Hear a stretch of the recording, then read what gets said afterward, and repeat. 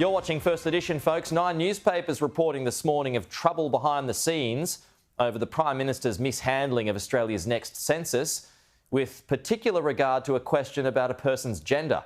It's reported that Anthony Albanese made a captain's call to dump the question, which horrified LGBTQ groups, and then split the caucus, only then for the Prime Minister to reverse his captain's call. Joining us live now, Labor MP Julian Hill, Liberal MP Keith Wolahan. Good morning to you both. Good to see you as always. Julian, we'll start with you. As we all know, disharmony is death in politics, and this is happening a bit on your side lately. What do you know about what happened in this instance? Well, I'm not in the cabinet, and I've learnt over the years not to always believe media reports about such things. But look, I'll just make a couple of points. Yeah, sure, the comms could have been handled a little smoother over the last week. I think we're landing in a sensible place.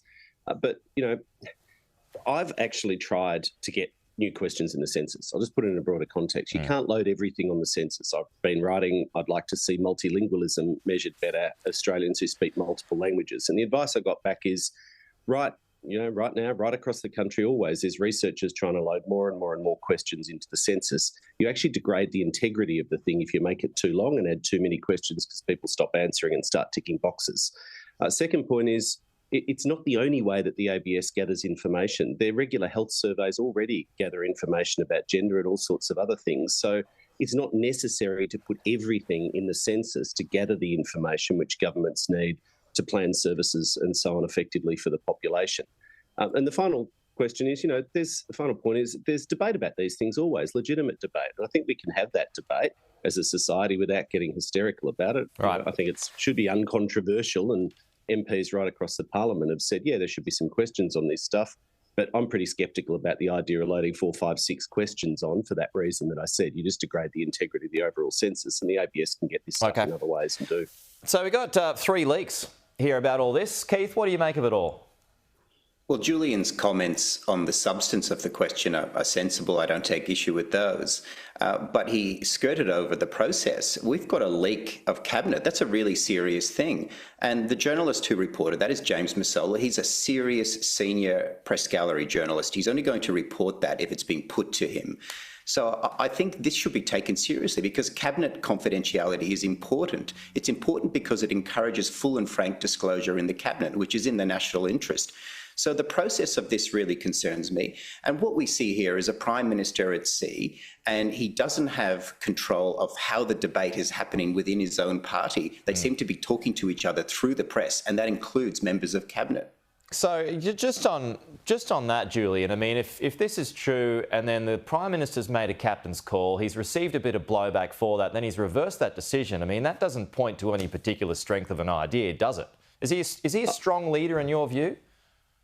Look, I'm not going to tell you what topics you want to talk about on your program, Pete. I'm always happy to come on, but I'm pretty clear from being out door knocking, talking to people in the community day in, day out, that this is not the conversation people are interested in. No, sure, but I'm just looking at the context of this story. I mean, if there's been a decision that's been made and then, whoa, okay, I don't like this blowback, I'm going to reverse that. Does that point to strength of a decision? Well, as I said, I think the communications could have been handled smoother. And the thing that I'm, upset about on behalf of people who've contacted me is if any Australian got the impression that the government or indeed, members of the opposition, many of whom have been decent, spoken out in the same way I have on this, if anyone got the impression that they're not valued or not cared for, then that's wrong. And that's not the impression which was meant to be given. But, as to the machinations, frankly, cabinets, governments, it's at the heart of our Westminster tradition that cabinets are places for robust debate, to contest ideas and grapple with issues. I don't think there's anything new in that. And honestly, I'm not trying to spin it. I genuinely don't think that everyday people that I talk to are interested in the detail of who said what in a meeting. They're focused on the substance of the issue. Okay. Speaking of spin, let's go to you, Keith, the Treasurer, batting away any responsibility for bad numbers today. Must be bad if he's getting in ahead of it. Your thoughts of it? Well, it seems like that. And if you actually look at Jim Chalmers' thesis, and a lot of people have referred to that, John Howard did in his opinion piece today, the title gives it away. It's called Brawler Statesman. And that's what we're seeing from Jim Chalmers. He's brawling. He's fighting with everyone about everything except the one thing he should be fighting about, which is bringing inflation down. And there is a key role for fiscal policy, which he is in charge of, and he is seeking to put the blame on everyone else. What this nation needs is for Jim Chalmers to focus on what he's responsible for and to bring government spending back so that inflation comes down. That is what is hurting people more than anything, and I'm sure Julian is hearing that on his door knocking as well. Yeah, Julian, look, I'm a natural cynic. It's why I do what I do. But the Treasurer, very deliberate with that line this week, shifting focus away from these numbers today. Is it wise to put on display a fracture in the relationship when it's supposed to work together with the RBA for the good of the country? Well, I've always tried to advise people to stay on the right side of the line between cynical and sceptical. And, that's always good to keep yourself happy and well. Look, I mean, Keith mentioned John Howard. I'm sorry, Keith, you're not sitting down. I'm not sitting out. Shock, horror. John Howard is on the front of the newspaper criticising Labor.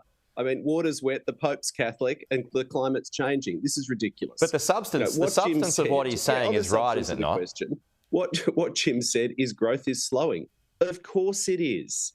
Unfortunately, that is a byproduct, bleedingly obvious. It's a statement of the obvious that the economy is going to slow because interest rates are high, because that's part of the Reserve Bank's toolkit. And interest rates are high because of what you're doing.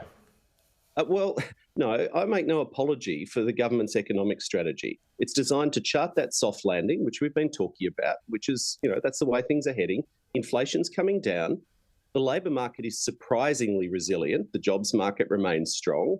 And we're giving people cost of living support to help them through the tough times. Okay. It's restructuring the tax cuts. I make no apology for that whatsoever. But that is the point of the economic strategy. Now, people right across the country, Bernie Fraser, a former governor, was in the same article with John Howard this morning, saying he actually thinks interest rates should come down earlier. These are contestable views which others can comment on. But the Treasurer has a good relationship, as he said, with the Reserve Bank. He's doing his job, but he's calling out the obvious. The economy is slowing in significant part because interest rates are high to get inflation down. Julian, Keith, we'll have to leave it there. We're out of time, but good to chat as always. We'll talk to you again next week.